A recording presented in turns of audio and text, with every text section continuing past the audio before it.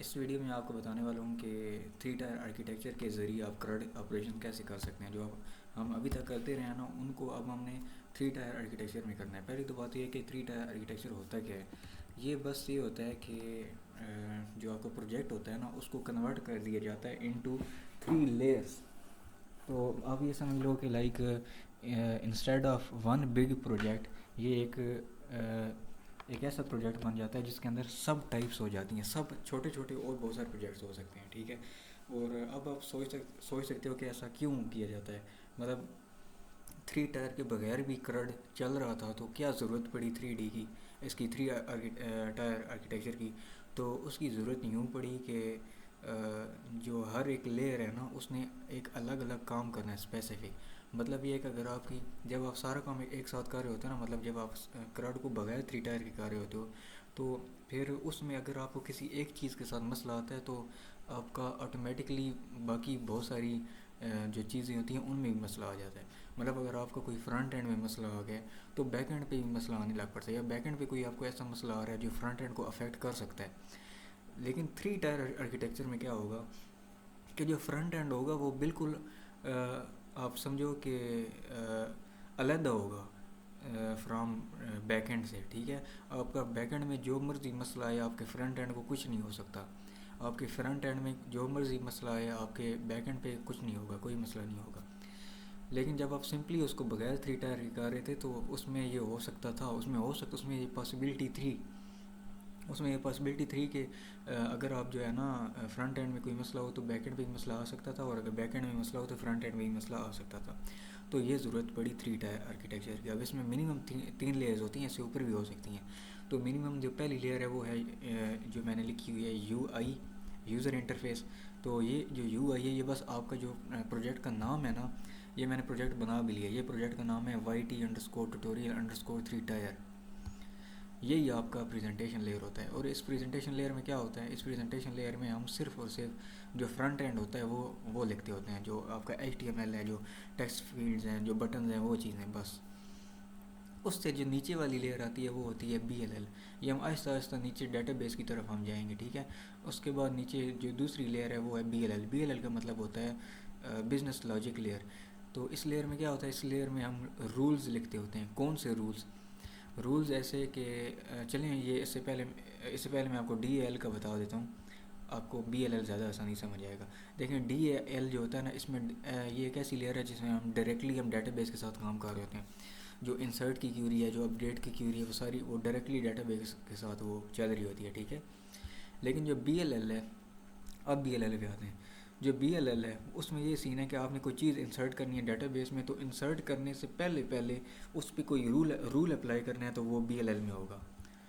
कोई रूल अगर आपने अप्लाई करना है डेटाबेस पे, कोई आपने डाटा इंसर्ट करने से पहले या अपडेट करने से पहले, तो उसमें BLL इस्तेमाल होती है। मतलब क्या, मतलब ये है कि अगर जो यूज़र है वो डुप्लिकेट यूज़र नेम्स ना डाल दे, ठीक है। प्रोडक्ट्स की जो प्राइस है, ठीक है। अगर ये जो है ना कोई दुकानदार आपका सॉफ्टवेयर चला रहा है और उसने अपने प्रोडक्ट की प्राइस लेस देन ज़ीरो लिख दिया गलती से, तो वो ना हो। ये जो रूल है ना, ये रूल सिर्फ BLL में लग सकता है।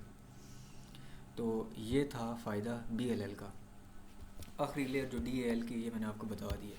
अच्छा, इनके साथ एक और फाइल होगी जिसका नाम है ऐप प्रॉप्स, ठीक है। कुछ टीचर्स इसको जस्ट प्रॉप्स भी करवाते हैं, बुलाते हैं, बस नाम से कुछ नहीं होता। तो ये जो प्रॉप्स है ना, ये क्या चीज़ है, ये बस प्रॉपर्टीज़ हैं। प्रॉपर्टीज़ हैं किस चीज़ की, जो आप टेबल बनाएंगे ना डेटाबेस में, तो उसकी प्रॉपर्टीज़ होंगी। इसका फ़ायदा क्या है, पहली बात तो ये, इसका फ़ायदा ये है कि ये लाइक अ वेरिएबल होगा। They are like a variable but they can be use to transfer data from one layer to another layer. मतलब ये है कि जो वेरिएबल होता है ना, उसमें सिर्फ एक एक प्रोजेक्ट के अंदर अंदर ही या एक लेयर के अंदर अंदर ही हम वैल्यूज़ को डाटा को लेके स्टोर भी कर सकते हैं और ट्रांसफ़र भी कर सकते हैं एक क्लास के अंदर, दो तीन क्लासेस के अंदर अंदर, ठीक है, जितनी भी एक नेम स्पेस के अंदर अंदर।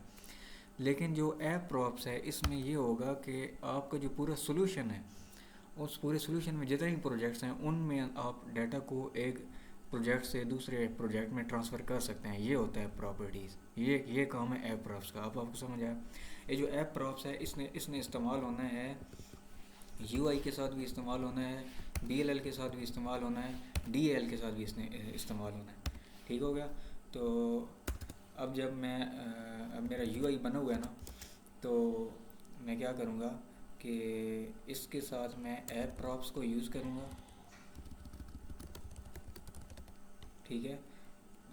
और मैं इसके साथ BLL को यूज़ करूँगा। क्यों? क्योंकि जो UI है, ये आप देखो टॉप पे जो UI है ये बिल्कुल कनेक्टेड है, जो UI है ये बिल्कुल कनेक्टेड है BLL के साथ, ठीक है। इसने नीचे जाना है।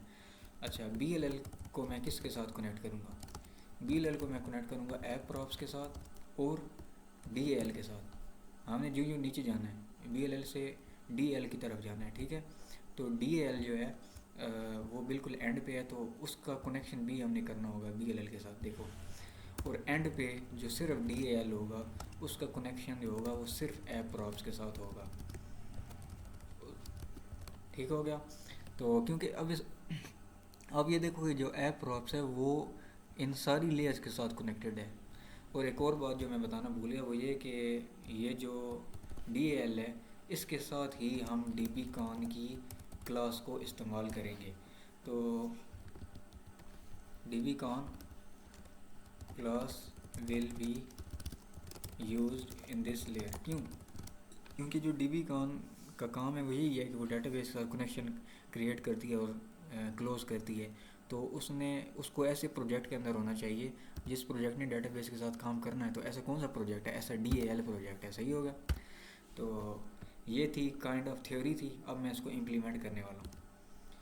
तो सबसे पहले जो मैंने आपको बताया था कि इसमें नया प्रोजेक्ट बनाओ तो कुछ फाइलें होती हैं, जिस तरह ये अबाउट है, जिस तरह ये कॉन्टैक्ट है, जिस तरह ये डिफ़ॉल्ट है, ये फजूल हैं, इनको आप कर दो डिलीट। ये मैंने इनको डिलीट कर दिया।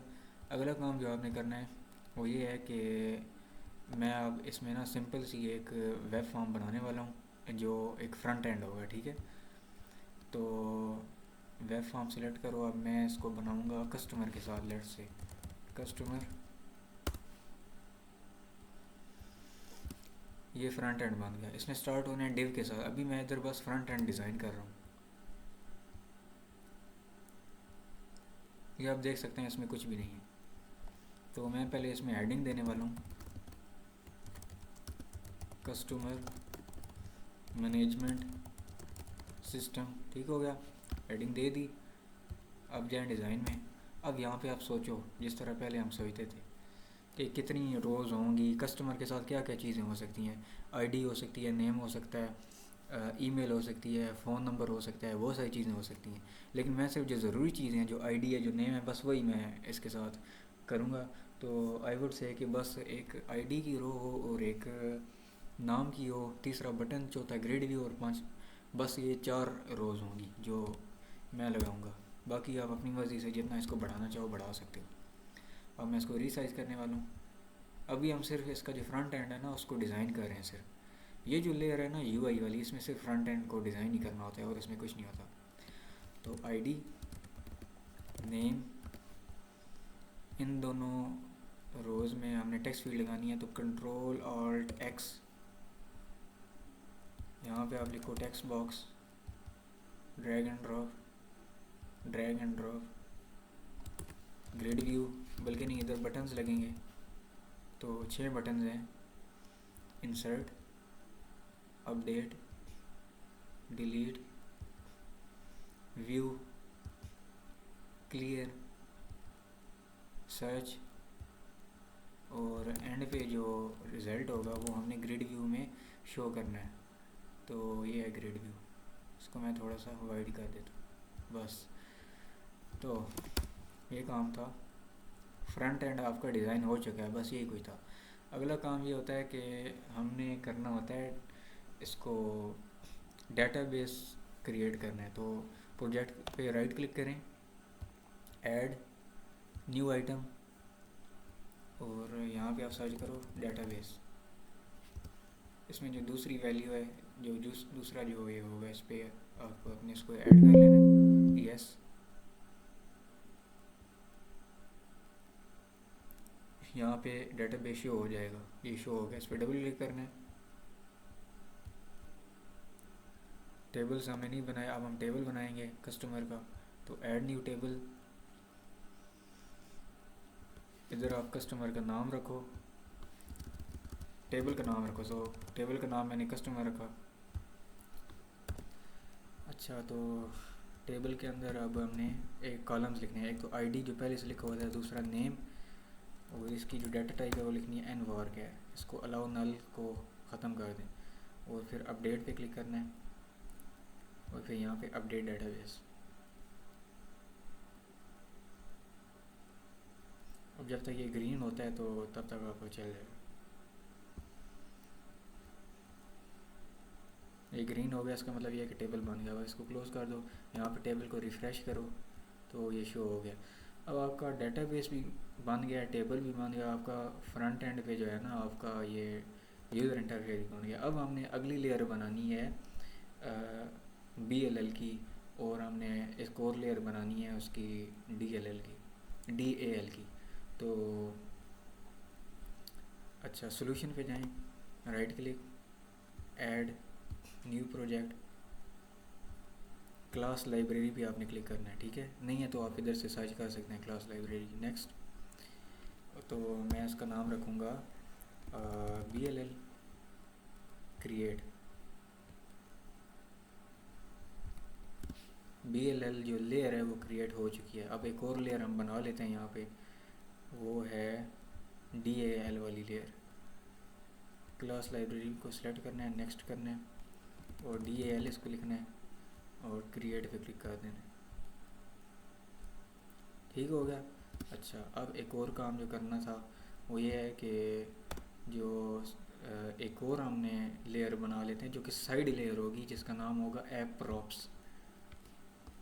क्लास लाइब्रेरी ऐप प्रॉप्स, इसने क्या काम करना है, इसने आपके ये प्रॉपर्टीज़ क्रिएट करेगा। जो आपको मैंने बताया था कि प्रॉपर्टीज़ क्या होती हैं।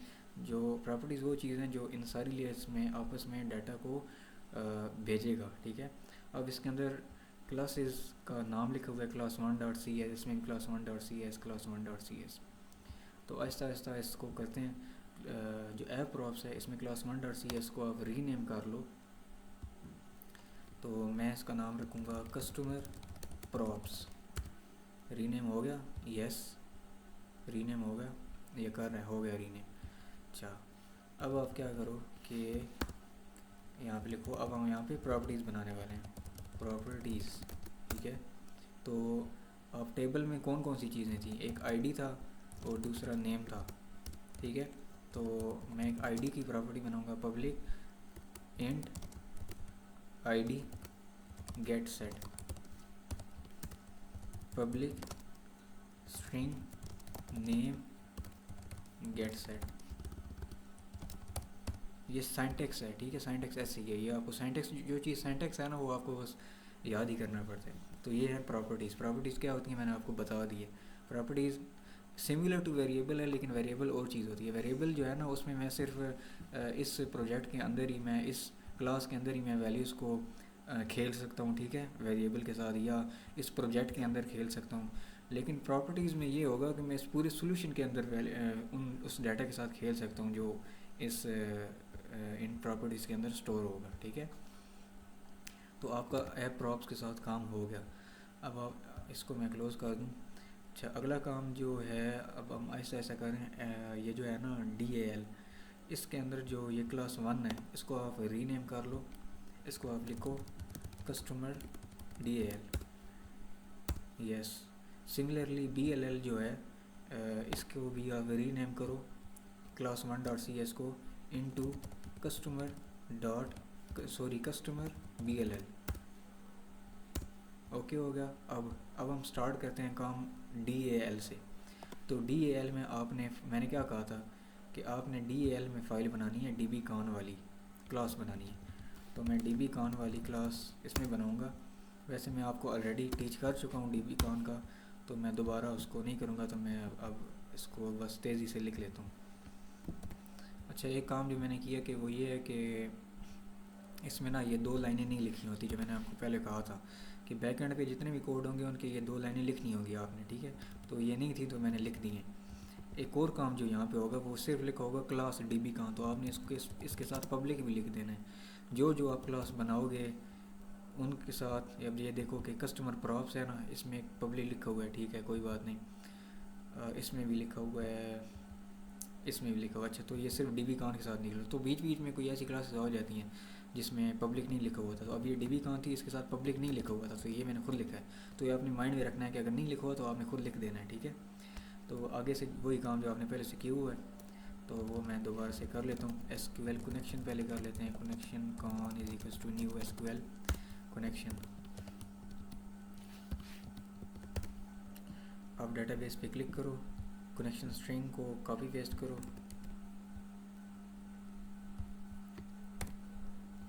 और यहाँ पे जो कामें होंगे उनको आप हटा दो।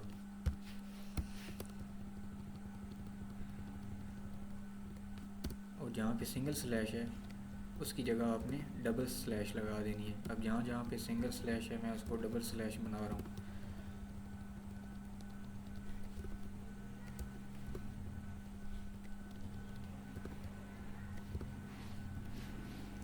तो मैंने बना दिया डबल स्लैश। अगला काम है इंसर्ट अपडेट डिलीट के लिए फंक्शन बनाना। पब्लिक बूल UDI इसका नाम होगा एज ऑलवेज।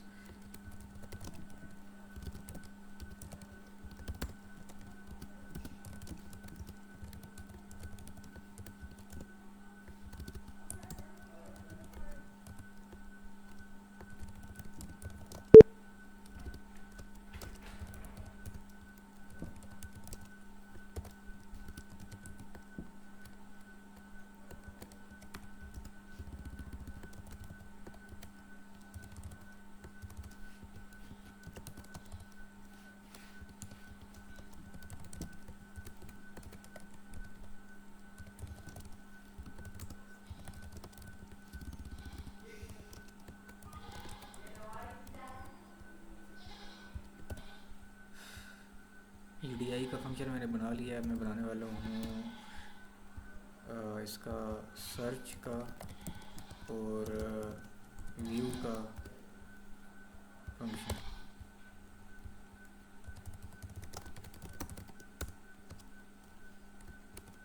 इसका मैं नाम रखूँगा सर्च। इसने भी SQL कमांड को एक्सेप्ट करना है। अच्छा, तो नेक्स्ट इसमें क्या था?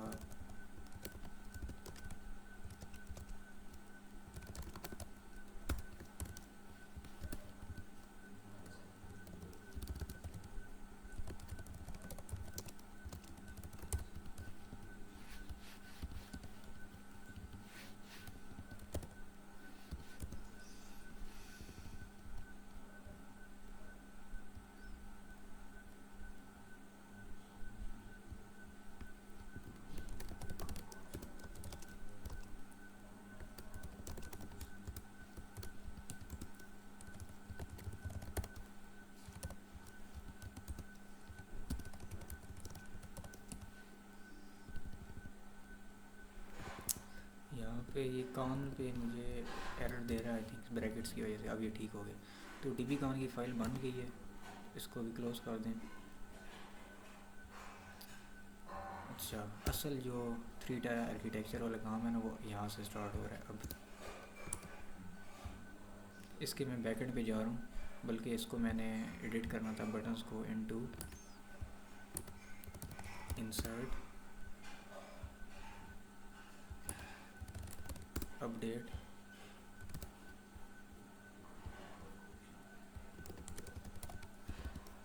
Delete view clear search starting from DAL, यहाँ से हमने काम स्टार्ट करना है। अब जैसे कि मैंने अब अच्छा एक और चीज़ मैं भूल गया था, सॉरी। वो ये है कि इन तीनों की आपस में रेफरेंस लगानी है। वो ये है कि जिस तरह मैंने यहाँ पे आपको ये रेफरेंसेस, ये हैं आपकी रेफरेंसेस, ये तीन, ठीक होगा। अब सबसे पहले तो जो UI है, जो आपका प्रोजेक्ट का नाम है ये है, इसकी जो रेफरेंसेस हैं यहाँ पे आपने क्लिक करना है और इसको कनेक्ट करना है ऐप प्रॉप्स के साथ और BLL के साथ। राइट क्लिक और ऐड रेफरेंस, तो यहाँ पे आ गया, ये एक ऐप प्रॉप्स है और दूसरा इसको BLL के साथ कनेक्ट करना है और ओके पे क्लिक कर देना है, ठीक है। बस तो UI की रेफरेंस होगी। अगला जो काम है वो BLL की रेफरेंस। BLL की जो रेफरेंसेस हैं, राइट क्लिक करें, ऐड रेफरेंस, BLL को कनेक्ट करना है हमने ऐप प्रॉप्स के साथ और DAL के साथ कनेक्ट करना है। ओके हो गया। अगला काम, जो DAL है उसको कनेक्ट करना है सिर्फ ऐप प्रॉप्स के साथ। तो references, add reference, app props, okay, बस ये काम हो गया। हमारी जो रेफरेंसेस हैं वो आपस में कनेक्ट हो चुकी हैं। अब एक और काम जो आपने करना है, अब ये जो तीन फाइल्स हैं ना, मैं इनको खोल लेता हूँ साइड बाय साइड। इसको आप ख़त्म कर दो, ऐप प्रॉप्स को बेशक। एक DAL है, एक BLL है और एक इसका जो बैकएंड है, इसको F7 दबाएं तो इसका बैकएंड निकल आएगा। तो इसमें भी इन तीनों फाइल्स के शुरू में आप लिखो, ये जो दो लाइनें मैं आपको हमेशा बताता होता हूँ। एक है using system dot data, using system dot data dot SQL client, ये हो गया। अब हम हैं इसके अंदर, ये जो फाइल मैंने निकाली हुई है ना, ये UI के अंदर फाइल है कस्टमर वाली। तो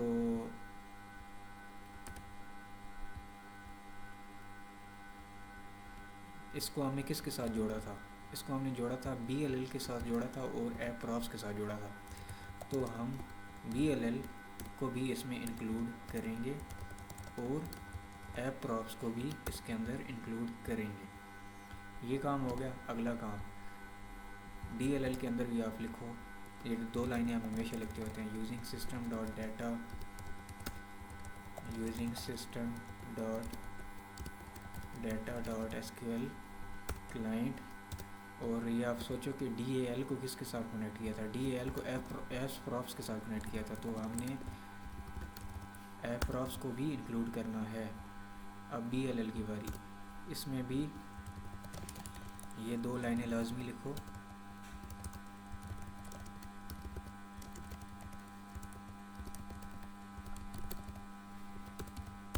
और BLL को हमने कनेक्ट किया था ऐप प्रॉप्स के साथ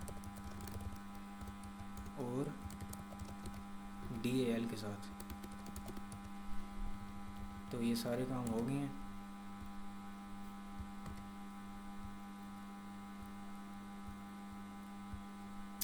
सही है। अब आप जाएं DAL में, यहाँ पे आप 3 टायर की असली जो कोडिंग है वो यहाँ पे स्टार्ट हो रही है। अब जैसा कि मैंने आपको कहा था कि ये जो DAL वाली लेयर है ये कनेक्टेड है विद डेटाबेस, तो इसमें हमने dbcon को इस्तेमाल करना होगा।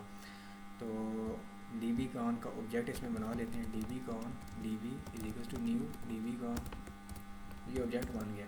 अब हमने इसमें जो बटन्स हैं इंसर्ट के, अपडेट के, डिलीट के, वो उन पे फंक्शन बनाने हैं। तो पब्लिक बूल, पहले हम इंसर्ट का बनाएंगे, इंसर्ट कस्टमर, और ये इसने पैरामीटर क्या एक्सेप्ट करना है, इसने पैरामीटर एक्सेप्ट करना है कस्टमर प्रॉप्स सी, मैंने अपने पास से लिखा है, कुछ भी लिख सकते हैं।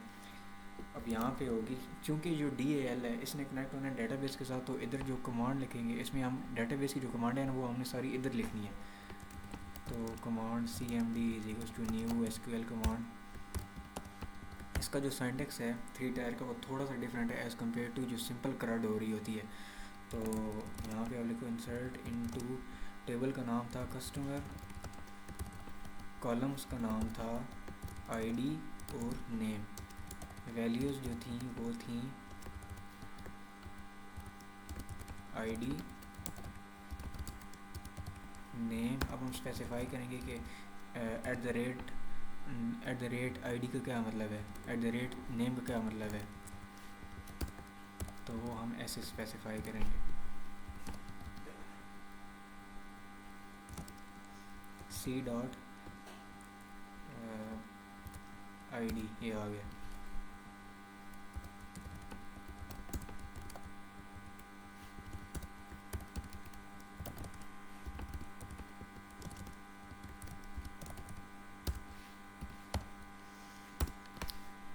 अच्छा, तो पहले आपको पता होगा कि पहले हम यहाँ पे जो स्पेसिफाई कर रहे होते थे ना, वो टेक्स्ट बॉक्स ही कर रहे होते थे, तो वो फ्रंट एंड था। तो यहाँ पे फ्रंट एंड हमने नहीं लगाना, हम नहीं चाहते कि बैक एंड पे कोई मसला आए तो फ्रंट एंड जो है वो भी चेंज हो जाए। तो यहाँ पे अब हमने रिटर्न करना है db dot udi cmd। Insert का काम हो गया। अब update public bool update customer proxy SQL command cmd is equals to new SQL command update database का नाम है customer set name is equals to name where ID is equals to ID. अभी हम यहाँ पे स्पेसिफाई करेंगे कि बल्कि ये सारी चीज़ें जो हमने इंसर्ट में डाली थी इनको इधर कॉपी पेस्ट कर दो। ये बिल्कुल सही है। अभी भी डिलीट का जो कोड है वो भी ऑलमोस्ट ऐसे ही है। इस सारे को आप कॉपी कर लो और इधर पेस्ट कर लो। मैं बस इसको रीनेम कर लूँ डिलीट, और जो कमांड होगी वो होगी delete from customer where ID is equals to ID. Name को आप हटा दो बस। अब बारी आती है व्यू की। व्यू में हमने सब कुछ दिखाना है, तो public data table view customer, और इसने कुछ भी एक्सेप्ट नहीं करना। SQL command cmd is equals to new SQL command select star from customer. कुछ भी एक्सेप्ट इस वजह से नहीं करना क्योंकि ये जो फंक्शन एक्सेप्ट कर रहे हैं ना, ये वो फंक्शन है जिन्होंने अपने अंदर ये जो वैल्यूज़ हैं जिस तरह आईडी है, नेम है, जो कॉलम्स हैं, इन्होंने एक्सेप्ट किए हुए हैं। मतलब जिन्होंने ना कस्टमर प्रॉप्स के साथ कोई छेड़छाड़ करना है ना, ताल्लुक है जिनका इनके साथ, सिर्फ वही हमने उनको ही पैरामीटर्स के अंदर लिखना है। तो इसमें ये जो व्यू वाला काम है ना, इसमें हमने ऐप प्रॉप्स के साथ नहीं छेड़ना, तो इसलिए ये उसके बगैर हो जाएगा। तो ये क्यूरी थी। इसके बाद डाटा टेबल आई थिंक बनानी है। dt is equals to db dot search cmd और रिटर्न कर दें आई थिंक dt।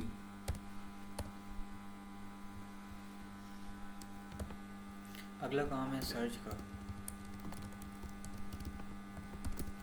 तो ये भी डाटा टेबल ही रिटर्न करेगा।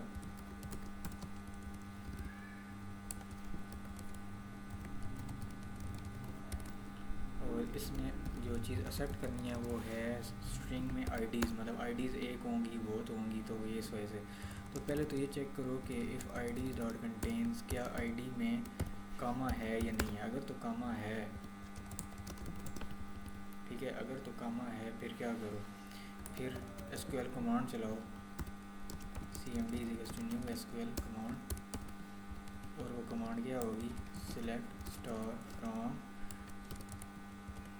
Customer where ID in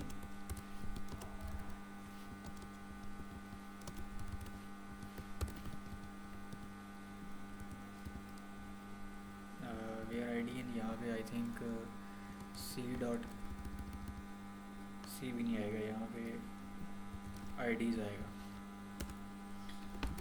data table D T is equals to D V dot search C M D और return कर दो डी टी को। अगर तो काम ना होगा फिर क्या करो, फिर एस क्यू एल कमांड लिखो, C M D is equals to new S Q L command select star from customer where I D is equals to I D whereas. I D का क्या मतलब है, I D को हमने specify करना है कि ये क्या चीज़ है, तो आई डी को हम इस तरह स्पेसिफाई करेंगे, C dot I D return, बल्कि नहीं ये थी data table D T is equals to D V dot search C M D return D T. तो आई थिंक यहाँ पे सी डॉट आई डी नहीं होगा, I D S I D ही होगा। अब बारी आती है बी एल एल, ये तो डी एल तो हो गया, इसके बाद बारी आती है बी एल एल कोड ही। तो जो बी एल एल कोड है इसमें हमने एक तो बना लेना है ऑब्जेक्ट बना लेना है customer D L is equals to इसका ऑब्जेक्ट बना लेना है न्यू कस्टमर डी एल। अब हम ये जो फंक्शंस बनाए थे पहले, जो हमने डी एल के अंदर बनाए थे, उससे जो एक स्टेप ऊपर जो लेयर है उसके फंक्शन बनाएंगे। ये बस ये जो लेयर है ना, ये बस रूल्स के लिए होती है, जैसे कि मैंने आपको पहले बताया था, ये सिर्फ रूल्स के लिए होती है। लेकिन इसमें हम कोई रूल्स अप्लाई कर नहीं रहे, इसमें हम ऐसे जो कैलकुलेशन वाले रूल्स जो हैं वो हम नहीं करेंगे, क्योंकि वो थोड़ा ज़्यादा कम्प्लेक्स हो जाएगा। तो मैं बस इसको सिंपल रख रहा हूँ, पब्लिक बूल इंसर्ट कस्टमर DLL, और इसने भी जो पैरामीटर एक्सेप्ट करना है वो क्या होगा, वो होगा कस्टमर प्रॉप्स सी रिटर्न DL डॉट इंसर्ट सी। बस ये काम था। इसके बाद आता है अपडेट, तो public bool update customer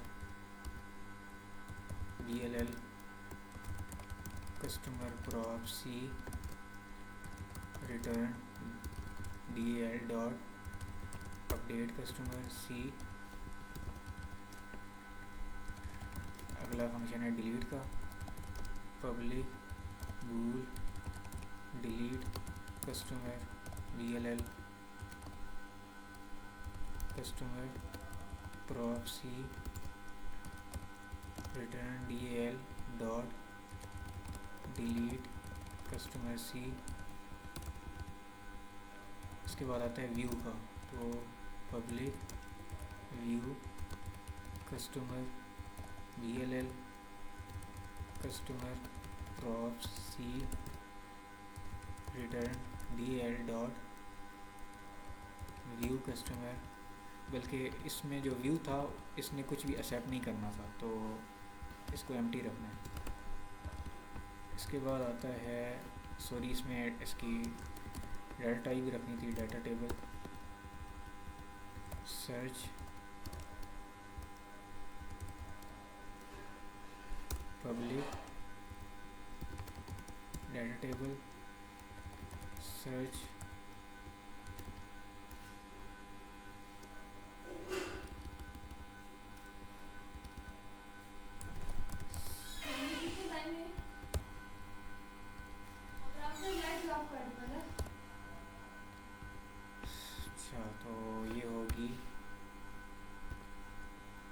search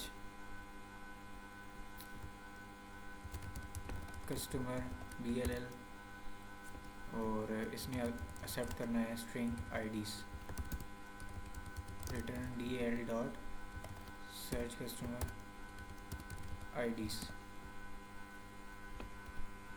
बस ये हमारी BLL का काम भी हो गया। इसके बाद हम आखिरी जो काम है वो बस जो कस्टमर वाली जो फ़ाइल है ना, जो ये वाली फ़ाइल है, इसका जो बैकएंड है बस इस पे काम करना है। तो सबसे पहले तो अब इसमें ऑब्जेक्ट बना लो BLL का, क्योंकि ये जो लेयर है अभी हम पहुंच गए हैं इस लेयर पे, ठीक है। इस लेयर पे हमने ऑब्जेक्ट बनाना है BLL का। BLL का क्यों बनाना है, हम इधर पहुंचे हुए हैं ना UI पे, तो हमने BLL का ऑब्जेक्ट बनाना है। वो क्यों बनाना है, वो इसलिए बनाना है क्योंकि वो जो डाटा हमें चाहिए वो BLL के अंदर है। पहले तो वो डाटा डेटाबेस के अंदर था, ठीक है। फिर DAL के अंदर हमने क्लास बनाई DBCon, जो डेटाबेस से के साथ करेगी, इंटरेक्ट करेगी। फिर BLL की हमने जो फ़ाइल है उसके अंदर हमने DAL का ऑब्जेक्ट बना लिया, क्योंकि DAL वो चीज़ है जो डेटाबेस के साथ काम कर रही है। तो अब हम UI पे पहुंच गए हैं, तो UI के लिहाज से जो हम ऑब्जेक्ट बनाएंगे वो BLL का होगा, क्योंकि जो BLL है वो काम कर रही है विद डेटाबेस। सो ये इस तरह इसमें चलना है। तो अब मैं इसका बनाने वाला हूँ ऑब्जेक्ट BLL के साथ। तो ये होगी BLL is equal to new customer BLL। बस ये बन गया, ये पेज लोड है, इसको हमें नहीं छोड़ना।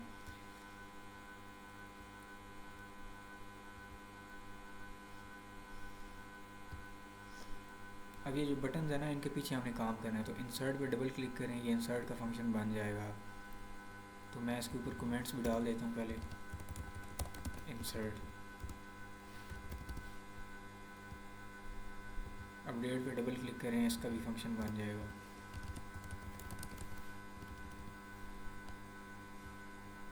डिलीट पे डबल क्लिक करें, इसका भी फंक्शन बन जाएगा।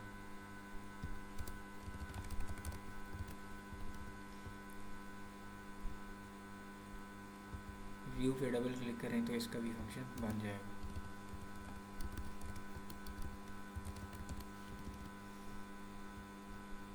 क्लियर पे डबल क्लिक करें, इसका फंक्शन बन जाएगा।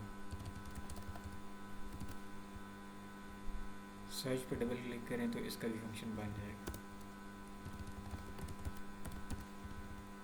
इसमें जो सबसे आसान है वो क्लियर है, तो पहले मैं वो करने वाला हूँ। इसमें हमने टेक्स्ट बॉक्सेस को क्लियर कर देना है।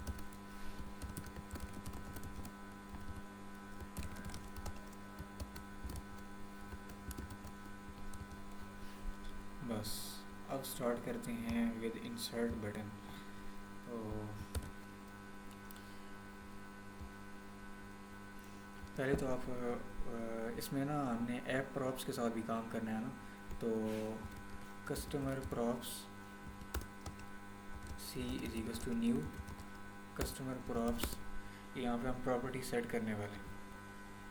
एक तो थी ID, ठीक है, जिसके अंदर वो वैल्यू जाएगी जो टेक्स्ट बॉक्स 1 के अंदर है। लेकिन टेक्स्ट बॉक्स 1 के अंदर जो नंबर होगा, सॉरी इधर सेमी कॉलन नहीं लगाना, इधर सिंपल कॉलन कामा लगाना है इधर से। अब ठीक है, तो ये जो इंट होता है ना, इसको हमने in the form of number लिखना है। तो अब सही है, ठीक है। Name is equals to text box 2 के अंदर जो वैल्यू होगी वो नेम के अंदर चली जाए। बस ये तो था प्रॉप्स। अब अगला काम जो है वो है ये वाला कि BLL डॉट, बल्कि इसको ऐसे करते हैं, if BLL dot insert customer C, यहाँ पे एक जावास्क्रिप्ट की लाइन लिखेंगे, CRIPT,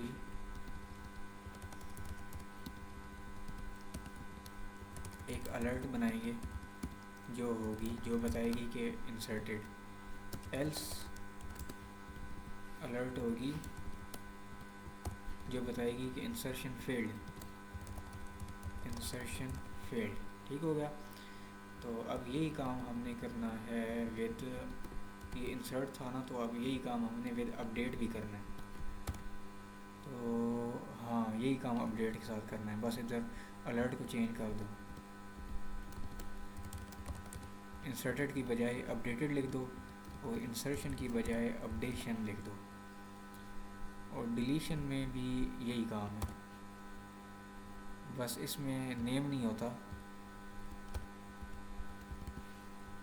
और अलर्ट आप लिख दो डिलीटेड और डिलीशन फेल्ड। व्यू में क्या था, व्यू में था कस्टमर DLL कस्टमर प्रॉप्स, बल्कि इसमें आई थिंक ये भी नहीं था। इसमें एज आई रिमेंबर इसमें बस था कि जो ग्रिड व्यू हमने बनाया है उसका जो डाटा सोर्स है वो आप कर लो। उसका डाटा सोर्स क्या होगा, उसका डाटा सोर्स होगा BLL डॉट व्यू कस्टमर, ये होगा I think so. Grid view 1 dot data bind, clear का कोड हमने कर लिया था, सर्च का कोड अब करना है। तो एज हमने पहले तो ये चेक करना है कि टेक्स्ट बॉक्स 1 जो है उसका जो टेक्स्ट है उसको ट्रिम करो और उसमें चेक करो कि क्या उसमें कामा है या नहीं है। अगर तो है तो ये काम करो, और अगर तो नहीं है तो वो काम करो। तो वो ये जो काम है ये अब हम लिखते हैं इधर कौन सा काम है। तो हाँ, इसने स्ट्रिंग एक्सेप्ट करना था आई थिंक, तो वो स्ट्रिंग हम ले लेते हैं। यूज़र से string input is equals to text box 1 dot text,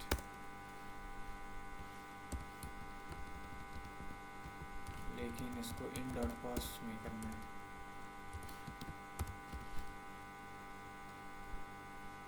बल्कि नहीं, ये फिर भी नहीं होगा।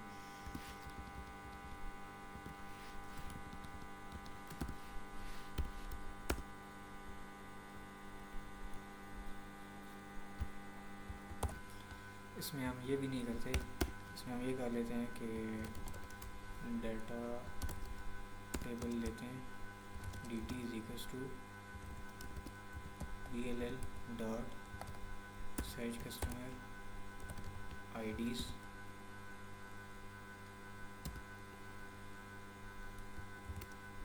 बल्कि ID भी नहीं, ID का नाम ही नहीं है।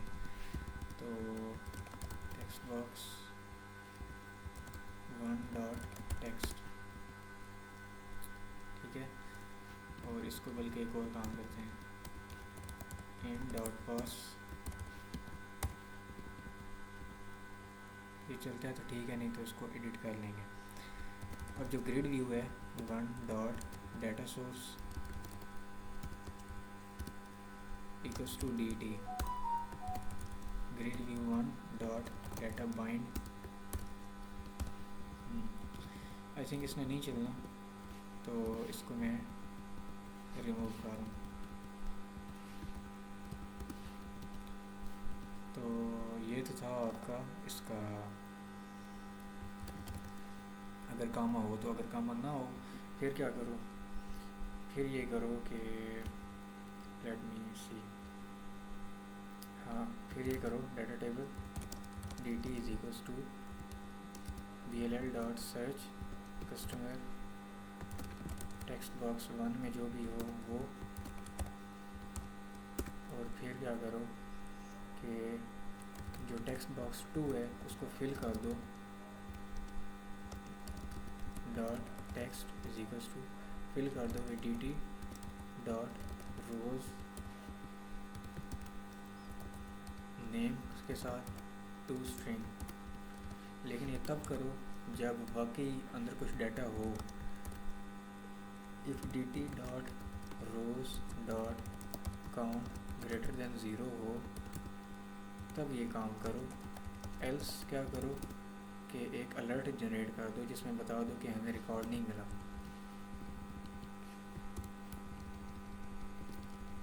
तो नो रिकॉर्ड्स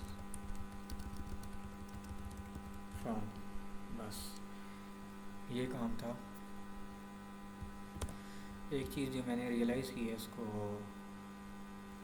वो ये है कि यहाँ पे जब मैं कॉफ़ी पेस्ट कर रहा था तो मैंने क्या किया कि यहाँ पे भी इंसर्ट कस्टमर को कॉल कर लिए, तो इधर इंसर्ट नहीं करना था, इधर अपडेट कस्टमर वीआरएल को कॉल करना था, और इधर डिलीट।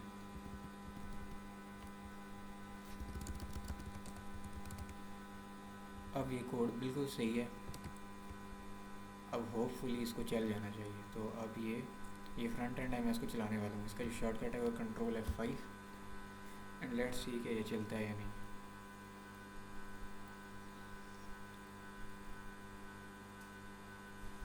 अच्छा, तो ये कोड नहीं चल रहा, इसमें कोई एरर्स हैं।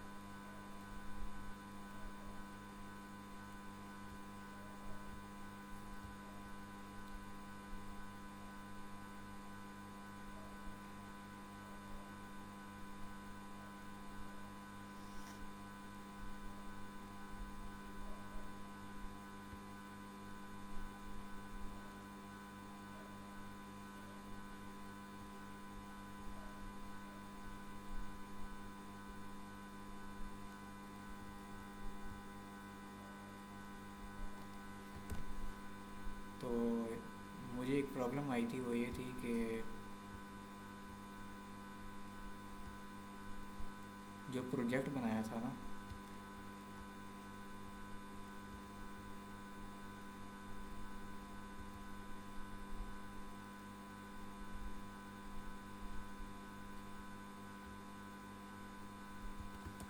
जो प्रोजेक्ट बनाया था उसमें यहाँ पे हमने डेटाबेस बना लिया था यूआई में।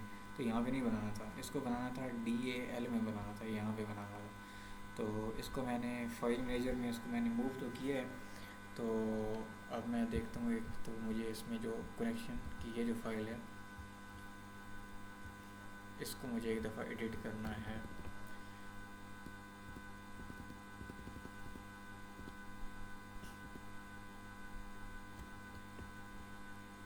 बल्कि एक और चीज़ है, मुझे may be this was the problem.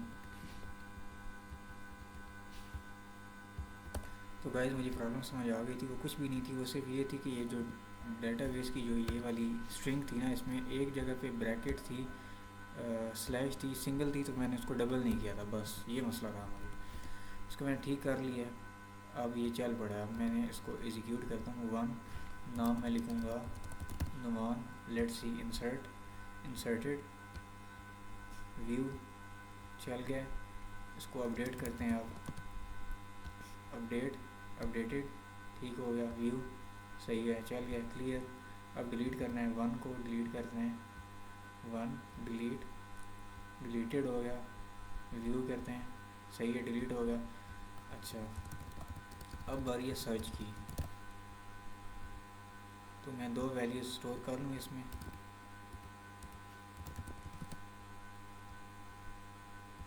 दो वैल्यू स्टोर हो गई हैं।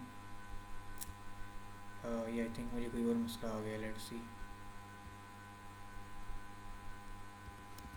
तो मैं 1,2 करूँगा,